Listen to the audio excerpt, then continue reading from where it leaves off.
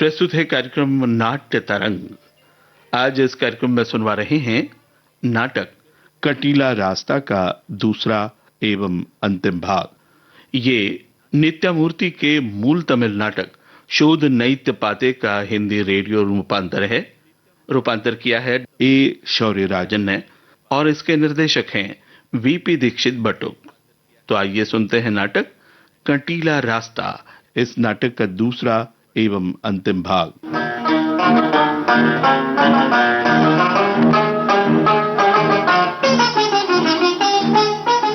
मैं बहुत बदनसीब लड़की हूँ डॉक्टर साहब। तुम क्यों दिल छोटा कर रही हो? मेरी वजह से आपको बहुत तकलीफ झेलनी पड़ रही है।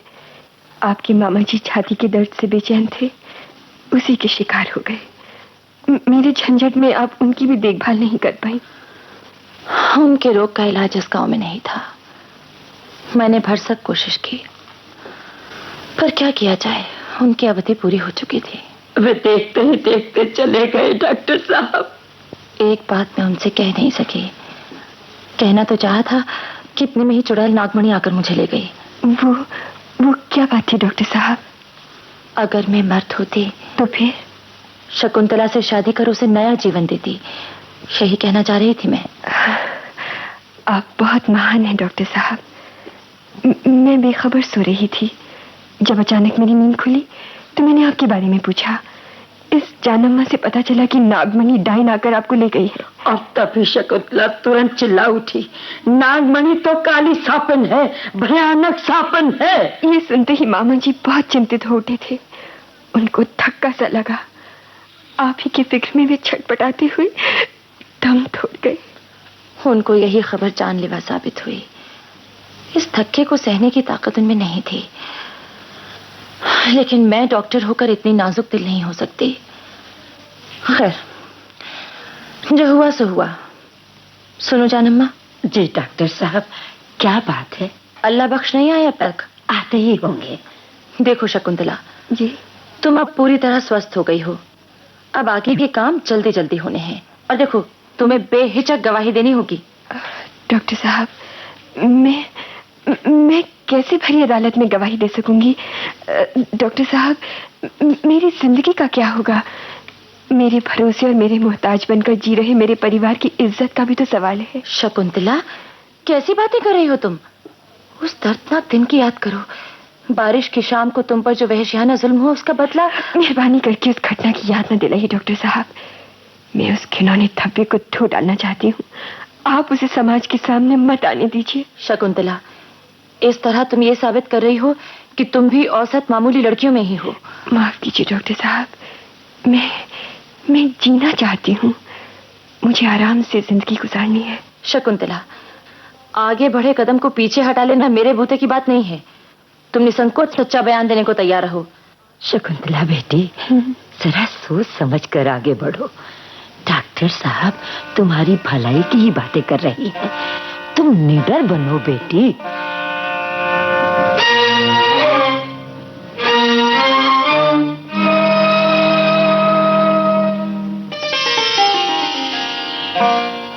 Good morning doctor. Hello Uma, आओ आओ, तुम्हारा स्वागत है। देखो तो तुम्हारी डिस्पेंसरी देखने और कौन आए हैं। हेलो। ओह, डॉक्टर रतनगिरी, विश्वविख्यात हार्ट स्पेशलिस्ट यानी हृदय रोग विशेषज्ञ। बैठिए। धन्यवाद धन्यवाद। कहिए, आपकी डिस्पेंसरी तो ठीक ठाक है ना? आपके नर्सिंग होम की तुलना में। भाती, तुम्हें खुशखबरी सुनाऊं? सुनाओ। मैं शीघ्र ही मद्रास जाकर इनके साथ काम करने वाली हूँ। बहुत अच्छी बात है। आपने अपनी पत्नी की शिक्षा का सम्मान करना शुरू किया, उसके लिए बधाई। अम्मा जी। हाँ, बताइए क्या लेंगे आप? कॉफी, चाय, नारियल का पानी? बताइए। कुछ नहीं चाहिए, तुम हमारे साथ घर चलो। वो हमारा मतलब था हमारे साथ भोजन करने का निमंत्रण अगर हाँ। डॉक्टर साहब, ये चिट्ठी शकुंतला दे गई है। शकुंतला? कौन शकुंतला? तुम जानती हो उसे उमा? उसके बारे में आज सुबह यहाँ के बड़े रईस कुमार स्वामी बातें कर रहे थे। ये शकुंतला ग्राम सेविका है ना? हाँ हाँ, ये चिट्ठी उसी ने भेजी है। हाँ, क्या बातें हो रही थी उसके बारे में? उसका दूर का रिश्तेदार एक लड़का है। तब खुद कुमार स्वामी ने उस लड़के के साथ शकुंतला की शादी कराने का जिम्मा अपने ऊपर ले लिया है। कह रहे थे गांव के मंदिर में शादी करा देंगे। अच्छा, वो सुबह नए कपड़े, फूल मालाएं, फल तांबूल वगैरह लेकर जो लोग आए थे वो सब क्या ऐसी शादी के लिए थे? जी हाँ। तब तो इस चिट्ठी का कोई उपयोग नहीं है। कैसी चिट्ठी है? इसमें एक दुखियारी की दर्दनाक कहानी है। ओह। शादी की आड़ में वो चैन से जिंदगी बसर कर सकती है।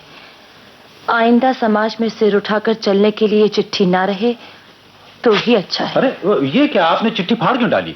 क्या हुआ डॉक्टर साहब? शकुंतला को हमसे भी बढ़कर पनाह मिल गई है। कह क्या रही हैं आप?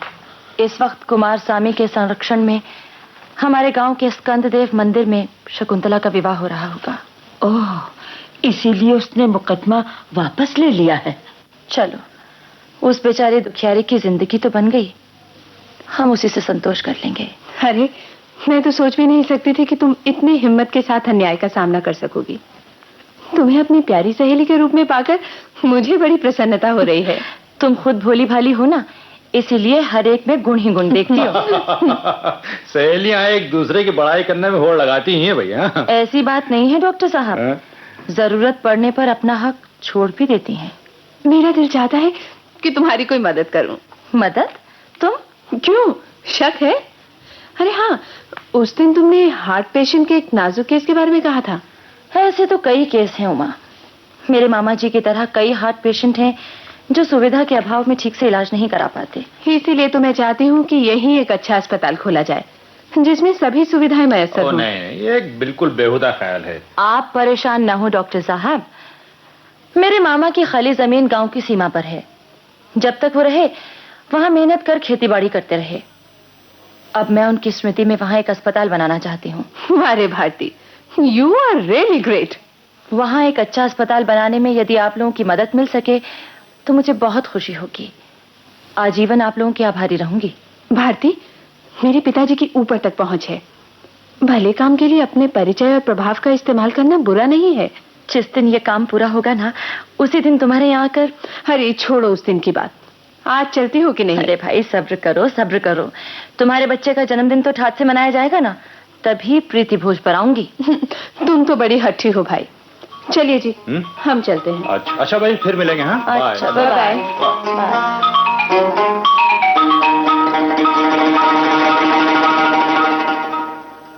मुझे तो पहले ही मालूम था।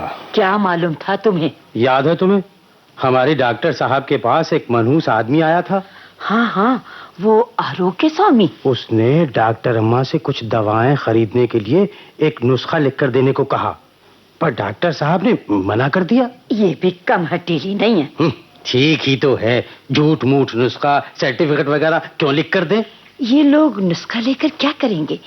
इससे क्या फायदा है? तुम नहीं जानती, ये लोग झूठ मूठ मर्ज बताकर दवाएं लेते हैं और घर में रख लेते हैं, फिर उन्हें दूसरों को बेच देते हैं।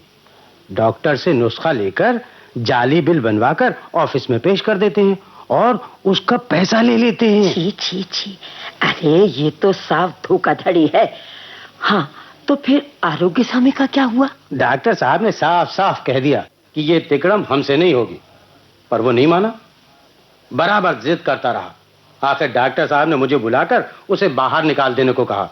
मैंने उसे हाथ पकड़कर बाहर निकाल दिया। फिर जाते जाते चुनौती देके गया कि बहुत सिर चढ़ी हुई हो, ठीक कर दूंगा, है किस होश में। ये तो बहुत बुरी बात हुई, मुझे तो बहुत डर लगता है। कंपाउंडर जी अभी आया। सुनो लबख्श, ये दलाल कंपनी वालों का खत आया है, उन्होंने दवाओं का पार्सल भेजा है। हस मामूल हफ्ते के आखिर में आने वाली गाड़ी में उस पार्सल को भिजवा देने को लिख दीजिए। तुमने सुना है लबख्श, आसपास के गांव में हैजा फैल रहा है। पर अचरज की बात यह है कि कोई भी आदमी हैजा से बचने की सुई लेने नहीं आया अब तक। गांव है ना, सुई से कोसों दूर भागेंगे, फिर भी आज नहीं तो कल आ ही जाएंगे। सरकार ने ऐलान करा दिया है कि सबको हैजे से सुरक्षा की सुई लेना लाजमी है। अच्छा लबख्श, ऐसा करो तुम लोग यहीं रहना। हाँ, मैं गांव में जाकर रोगियों को देखती हूँ। जी बहुत अच्छा।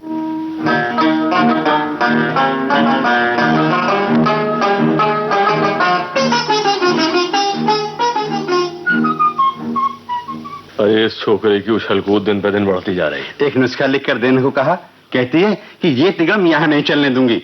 मैंने समझाया तो मुझे गेट आउट कहकर फटकार दिया। अजी जानते हैं आप, कहीं से कहला फुसला के अपने मामा की जमीन पे इमारत खड़ी कर रही है। छी छी, एक छोकरी ये सब जोर जबरदस्ती कर रही है और हम मर्द होकर चुपचाप देख रहे हैं। ये सब बड़े लोगों की सहायता के बल पे चल रहा है साहब। गांव के लोग भी तो चंदा इकट्ठा करके उसी को भेंट करते हैं। हर हफ्ते किसी कंपनी की गाड़ी पास के शहर से मुफ्त में दवाएं सप्लाई कर जाती है। इसीलिए तो ये लड़की हम लोगों को तुच्छ मानकर हमारा अपमान करती रहती है। आजकल गांव में हैजे का खतरा है ना, वो जगह जगह जाकर लोगों को इंजेक्शन दवा दी आती है। इससे ये साबित करना चाहती है कि हमारा धर्मार्थ औषधालय बेकार है। असली दवाखाना तो स्वयं उसका है। हाजी बढ़िया धर्म सेवा करने वाली।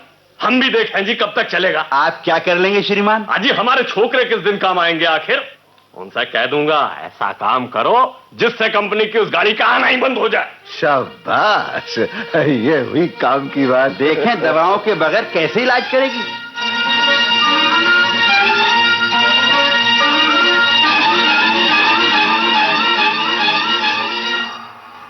डॉक्टर साहब, डॉक्टर साहब, डॉक्टर साहब। क्या हुआ भाई? ये खाओ, ये खून के धब्बे, क्या हुआ? डॉक्टर साहब, मैं गाड़ी का ड्राइवर हूँ। मुझे एक्सीडेंट हो गया क्या? कंपाउंडर जल्दी आओ। या खुदा, ये किस शैतान का काम है? शहर से दवाएं लेकर कहीं आ रहा था डॉक्टर साहब। गांव से 2-3 मील की दूरी पर ही 4-5 आदमियों ने गाड़ी को घेर लिया और मुझे खूब पीटा। दवाएं क्या हुई? कावेरी नदी के किनारे की सड़क पर ही ये वारदात हुई थी। सारी दवाएं नदी में फेंक दी। उन बदमाशों ने अकेला आदमी क्या कर सकता था डॉक्टर साहब। उन्होंने मुझे खूब पीटा और फिर चले गए। अब क्या किया जाए डॉक्टर साहब? ऐसा करो, पहले इस आदमी के घाव साफ करके दवा लगाओ। अच्छा, बाद में एक आदमी को शहर भेजेंगे। ठीक है। मैं ही चला जाऊंगा डॉक्टर साहब। नहीं भाई, तुम्हें आराम करना है, तुम कल जाओगे। डॉक्टर साहब, एक बात है। बताओ जानम्मा, क्या बात है? कहने के लिए जबान नहीं खुलती, जी घबराता है।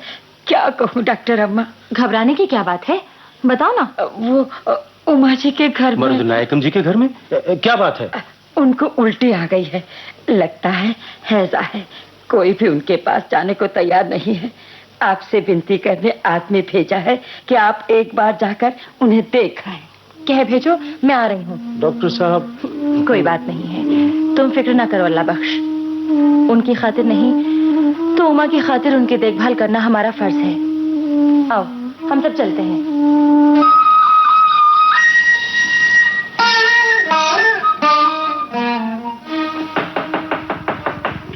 डॉक्टर साहब, डॉक्टर साहब। कौन है? डॉक्टर साहब, मेरे बेटे की बुरी हालत है। आप जल्दी चलकर देखिए, बेसुध पड़ा हुआ है। दया कीजिए। आप कौन है? अरे जहन्नम, तुम आ गई, चलो अच्छा हुआ। डॉक्टर साहब, ये रईस कुमार स्वामी की घर वाली है। क्या? कुमार स्वामी के घर? डॉक्टर साहब, मैं उनकी पत्नी हूँ। मेरा इकलौता बेटा बेहोश पड़ा हुआ है, जान का खतरा है और कोई डॉक्टर नहीं मिला। मैं क्या करूं? शहर ले जा सकती हैं आप तो काफी सुविधा संपन्न लोग हैं। शहर के बड़े अस्पताल में बड़े डॉक्टर के पास इलाज करा सकते हैं। डॉक्टर साहब, वो यहाँ आने के लिए तैयार नहीं है। मैं खुद दौड़ी आई, जानम्मा से विनती की कि आपको समझाए। डॉक्टर साहब, ये घर से बाहर कभी नहीं निकलती। अपने बेटे को मौत से बचाने के लिए यहाँ आई हैं। डॉक्टर, अभी तो आप मरूद नायकम जी के घर से होकर आई हैं, अब इनके घर भी। पर क्या हम यकीन कर सकते हैं? एक बार पहले इसी तरह कहकर मुझे धोखे में डाला जा चुका है। अब की बार तो अल्लाह बख्श भी साथ चलेगा। मैं तो हूँ ही डॉक्टर साहब। आप थोड़ा खाना खाकर आइए, तब तक हम सब चलते हैं। नहीं, अब वो सब खाने वाने की बात छोड़ो, पहले इनके बेटे को बचाना है। चलिए आइए, जल्दी चलिए।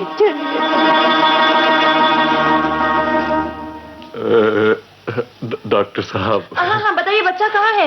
उस कमरे में। चलिए आइए, उसी कमरे में ही चलते हैं। आइए डॉक्टर साहब इधर से। चलिए।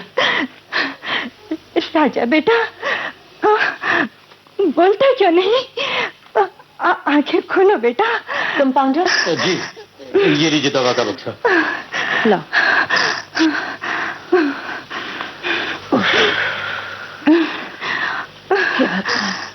दवा खत्म हो चुकी है, शहर से दवा आनी है और कोई भी दवा बेकार है।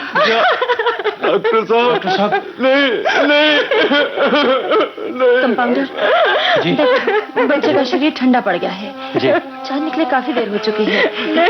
ऐसा करो इसकी माँ को तुम कुमार स्वामी साहब धीरज से काम कीजिए, भगवान ने दिया उसी ने वापस। मुझ पाजी को यही सजा मिलनी चाहिए थी डॉक्टर साहब। मैंने दवा लेके आती हुई गाड़ी को रोक के लुटवाया, दवाओं को नदी में फेंकवाया, उसी की सजा मिल रही है डॉक्टर साहब, मुझे उसी की सजा मिल रही है। इंसान जैसा बोता है वैसा ही काटता है। कंपाउंडर चुप रहो, ये बदतमीजी है। माफी चाहता हूँ डॉक्टर साहब। कुमार स्वामी जी, जो नहीं होना चाहिए था सो हो गया। आप धैर्य रखिए और अपनी पत्नी को भी संभालिए। चलो चलो राजा बेटा, तू चला गया राजा बेटा।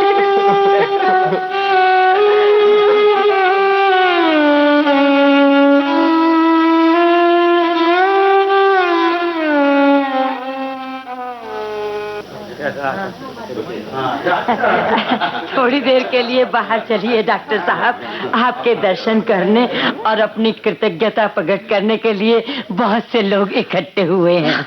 अरे भाई, कृतज्ञता तो परमात्मा के प्रति प्रकट करनी चाहिए। आओ चलो फिर भी देखती हूँ। चलिए चलिए। बाप रे बाप, कितने कुछ फल फूल, कितनी फूल मालाएं, वाह रे वाह। भाइयों, ये सब फिजूल खर्ची है। इसके बदले नया अस्पताल बनवाने के लिए चंदा देते तो अच्छा होता। डॉक्टर साहब वो देखिए, गांव के बड़े काश्तकार मरूद नायकम जी भी पधार रहे हैं। आइए आइए आइए। अरे आपने ये सब तकलीफ क्यों उठाई? डॉक्टर साहब, आपको अपनी कृतज्ञता प्रकट करने आया हूँ। आपने हम पर बड़ा एहसान किया है। ऐसा मत कहिए, आप बड़े और बुजुर्ग हैं। फिर मेरी सहेली उमा आपकी बहू है, उस नाते भी आपकी सेवा करना मेरा फर्ज है। छूत की बीमारी मालूम हो जाने पर पैसे के लिए भी कोई डॉक्टर पास नहीं भटकेगा। आपने मेरी जान बचाई। ये तो डॉक्टर का कर्तव्य है। डॉक्टर बनने के बाद बीमारी से डरकर पीछे हटना कैसे संभव होगा? डॉक्टर साहब, आपको एक खुशखबरी सुनाने आया हूँ। मेरा पोता हुआ है। अच्छा, बहुत बहुत बधाई। उमा और रतनगिरी दोनों आए हैं। अच्छा। बच्चे के नामकरण संस्कार पर आपको निमंत्रण देने दोनों ही आ रहे हैं। मैं पहले आ गया हूँ। आपको हमारे घर अवश्य आना होगा। अब आप इतने बड़े आदमी होकर खुद चलकर बुलाने आए हैं, तो भला मैं कैसे टाल सकती हूँ? आप ये फल फूल ले लीजिए और अवश्य पधारिएगा।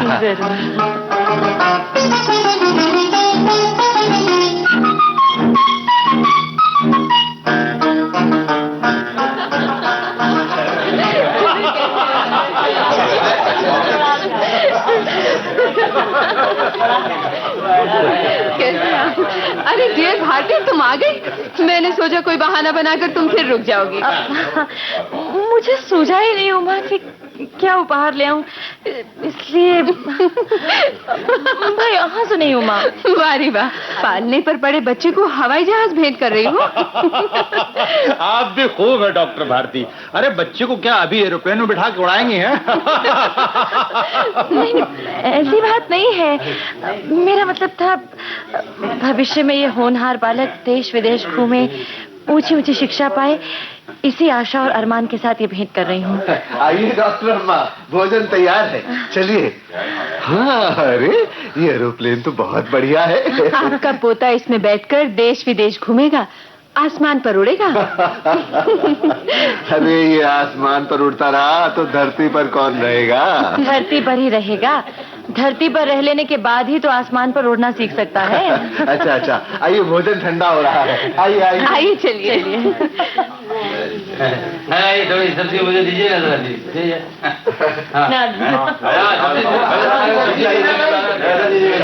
भारती, तुम्हारे नर्सिंग होम का उद्घाटन कब होगा? सुना है शहर से कोई बड़ा आदमी आने वाला है। मैं उमा, इस मामले में तुम तो मेरे विचार जानती हो, फिर भी एक मामूली देहाती आदमी जो मेहनत कश मजदूर है, उसके हाथों उद्घाटन होने वाला है। ये तो बड़ी खुशी की बात है। तुमने पूरी बिल्डिंग नहीं देखी है अस्पताल की। उमा, देखोगी ना तो खुश हो जाओगी।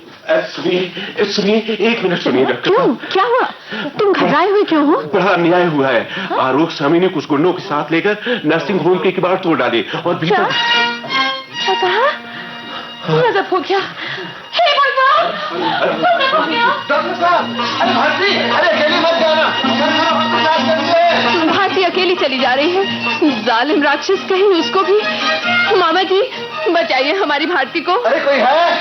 एक रुपया, राजू को अरे ऑर्डर, भाला, लाठी, डंडा, कुदाल, डिंडासा, जो मिले उठा लो, जल्दी करो।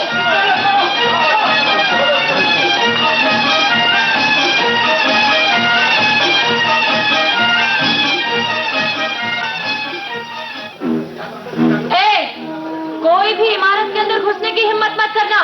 तोड़ फोड़ की तो बहुत बुरा होगा, खबरदार। बड़ी आई है, हमें डराती है। हटा, पीछे हटा। हाँ, अगर अब किसी ने पत्थर फेंके तो मैं उसका खून पी लूंगी। ए लखो, चलाओ पत्थर।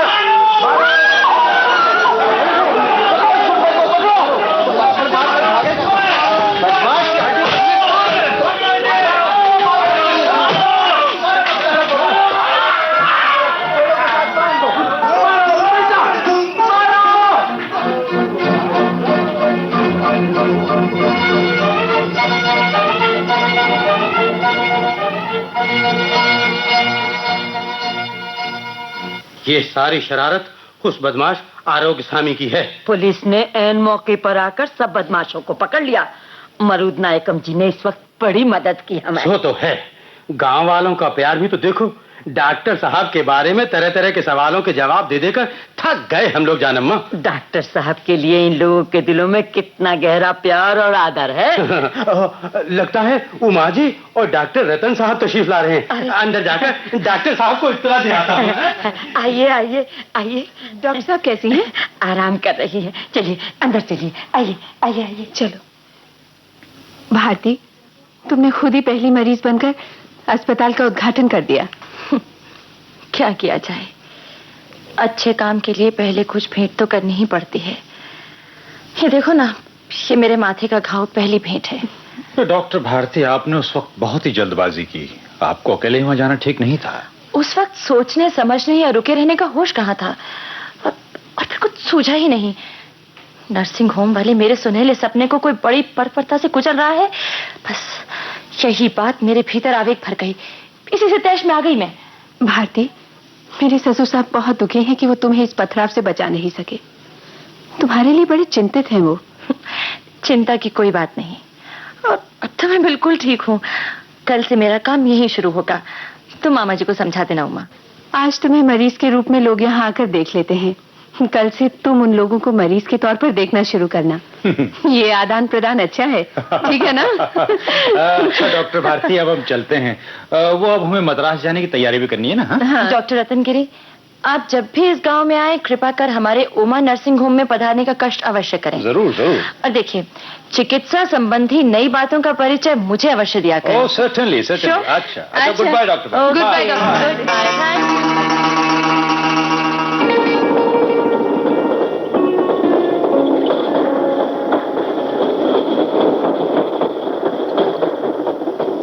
क्या सोच रहे हैं? हाँ?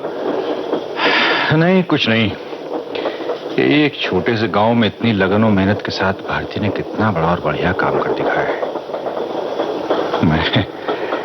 मैं उसके सामने हार गया हूँ। मैं सब जानती हूँ। क्या जानती हो? आप जितना समझते हैं, मैं उतनी बेवकूफ नहीं हूँ। क्या कह रही हो तुम? याद रखिए, डॉक्टर उमा डॉक्टर भारती की सहेली है। हाँ, लेकिन ये तो सभी को मालूम है। पर यह बात तो किसी को मालूम नहीं, और भारती ने भी कभी नहीं कहा कि उसकी जगह मैंने ली है और उसकी जिंदगी मैं जी रही हूँ। क्या? हाँ, पहला हक उसी का था। ये बात तुमने पहले क्यों नहीं बताई? क्या लाभ होता इससे? माँ, भारती अपने उसूल की पक्की है। लंबा कंटीला रास्ता पार करके उसने स्वयं अपने जीवन की दिशा निश्चित कर ली। वो एक मिसाल, एक आदर्श बन चुकी है। वो अपनी अंतश्चेतना के अनुसार चलने वाली कर्तव्यनिष्ठ महिला है। बड़ी ऊंची बातें हैं ये उमा। ऊंची नहीं, सही बातें हैं ये। जरा सोचे तो, गाड़ी का रुकना और छूटना उस सिग्नल के इशारे पर निर्भर होता है। हमारा जीवन भी सिग्नल के खंभे जैसा है। ठीक इशारा पाने पर गाड़ी पटरी पर चलती है, गलत इशारा करने पर गाड़ी पटरी से उतर जाती है। इसी तरह कुछ लोग गलत इशारे पर चलते हैं, कुछ सही इशारे पर। क्या किया जा सकता है, अपनी अपनी मजबूरियां हैं। उमा, आज मैं तुमसे भी हार गया हूं। हार मान बैठना पुरुष का लक्षण नहीं है डॉक्टर साहब, वो भी एक विश्वविख्यात हृदय रोग विशेषज्ञ के लिए। बिल्कुल गलत बात है। सिर्फ एक जगह हार मानना गलत बात नहीं। किस जगह? वो प्रेम की दुनिया में। डॉक्टर साहब, सिर्फ संवेदन और भावना तक ही सीमित ना रहिए, दिल टटोलना भी सीख लीजिए।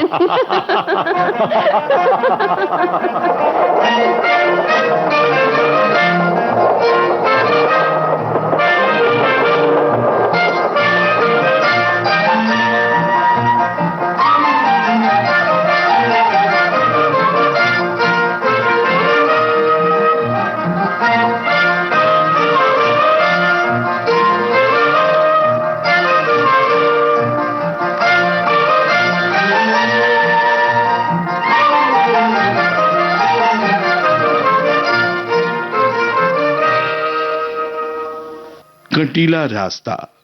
अभी आप सुन रहे थे इस नाटक का दूसरा एवं अंतिम भाग। नित्य मूर्ति के मूल तमिल नाटक शोध नेत पाते का ये था हिंदी रूपांतर। रूपांतरकार ए शौर्यराजन, निर्देशक थे वीपी दीक्षित भट्टुक, और ये केंद्रीय नाटक एकांश दिल्ली की प्रस्तुति थी। अब नाट्य तरंग कार्यक्रम समाप्त होता है।